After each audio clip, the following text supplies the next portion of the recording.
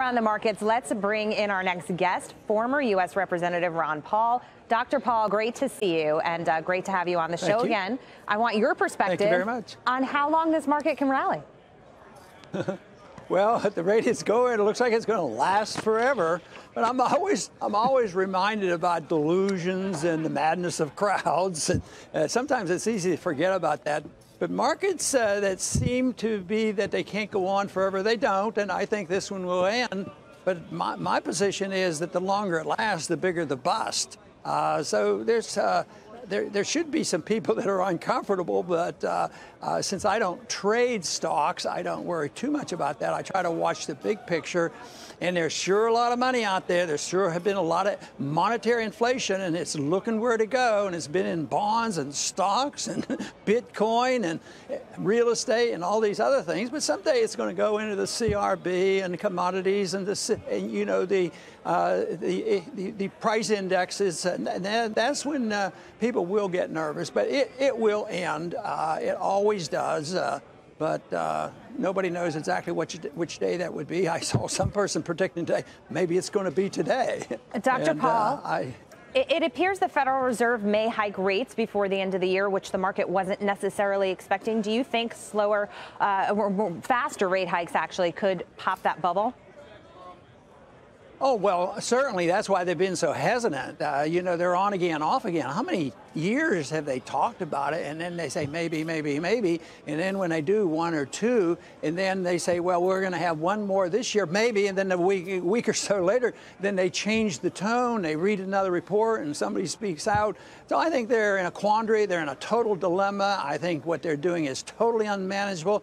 And everything they do contributes to malinvestment and distortion. And that's because they control interest rates. If you control interest rates, it's the way artificially low.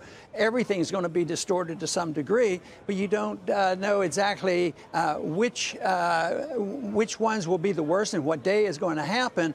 But they're not talking about, changing their policies on how they run monetary policy. It's just on again, off again. But most people admit we've never been here before. The world's never been here before, where it had been totally engulfed by a fiat currency. And the dollar standard, I think, is under threat because someday something else is going to replace it. Not tomorrow or the next day, but it isn't so much as something will come up that'll be so much better, as much as there will be a day when people will lose confidence in the dollar.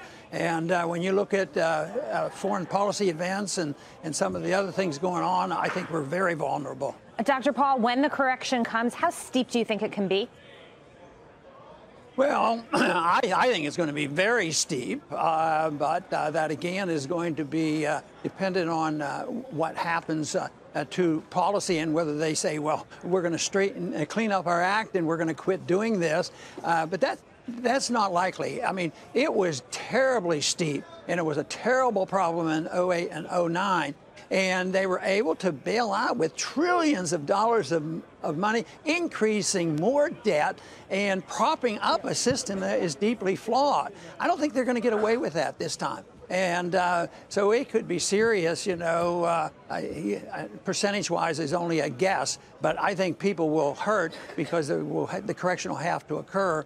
And the money will be there. It's always going to be there. The Fed is never going to give up with that. It's just what are the people going to do with it until producing and creating all this new money will cause a loss of confidence in the dollar. That is the ultimate test. When will the world and the investors lose confidence in the dollar and decide, I can't have a bond that's paying me 2% or, interest rates in less than 1%. This is ridiculous. Dr. Paul, they give up on the dollar. If you had to give it a percentage, what would it be?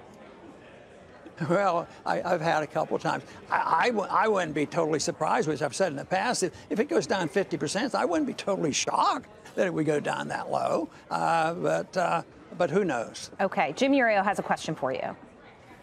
Dr. Paul, from what you said, it seems like you think it's appropriate for the Fed to start hiking rates. If you were a Fed voting member, would you just say asset prices be damned, it's time to raise rates regardless of what happened? What would you do if you were chairman of the Fed right now? And don't say quit.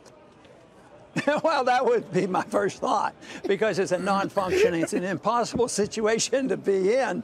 But I would say go to the market. Just quit buying debt.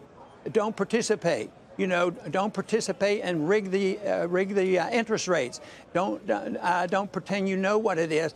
And if you did that policy, obviously interest rates would go up very high. And that would be the end of the current situation. The big challenge is, which I don't think they have an answer, is myself, you know, I don't even like central banking. But I don't call for tomorrow close the bank down, because I know what that would do. And I have theoretical ways that you would have a transition. And the big question, could you have a gradual transition where you could get away from the Fed setting these interest rates?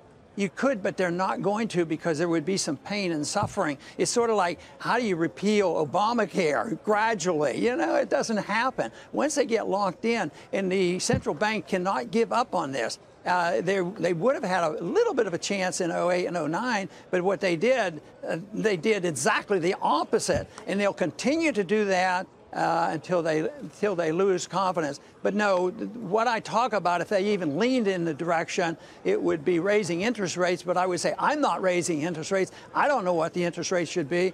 But if you stop buying government debt, if you stop monetizing debt, you would curtail the growth of government. It would be, you know, a real blessing to the market. But obviously, interest rates would go up, and maybe dramatically. I'm going to give the last question to Jeff Kilberg. Thanks, Jackie. Dr. Paul, always wonderful to have you here. I'd love for you to weigh in, because the temperature of the conversation of the new Fed leadership, this new Fed chair being replaced, Kevin Warsh seems to be leading the pack right now. What's your opinion on him, as he's been highly critical of the Fed, like yourself? Well, I don't have a perfect opinion about him, because I've read, you know, some of the excerpts, and he's had some criticism. And I guess when you're talking about the average person that might be appointed, I don't think I would all of a sudden think that my job is to be dedicated to try to prevent his appointment. I want to, you know, work more on the policy. But I would say no worse than any other, maybe a little bit better. But certainly it doesn't encourage me to lead the charge and try to prevent him from going in, because believe me, there are a lot others that are a lot worse. Dr. Paul, thank you so much. Great to see you again. You're welcome. We'll talk to you soon. Jimmy, you're trading the S&P E-mini for me. He says a 50% correction is coming, but we don't know when. So what do you want to do to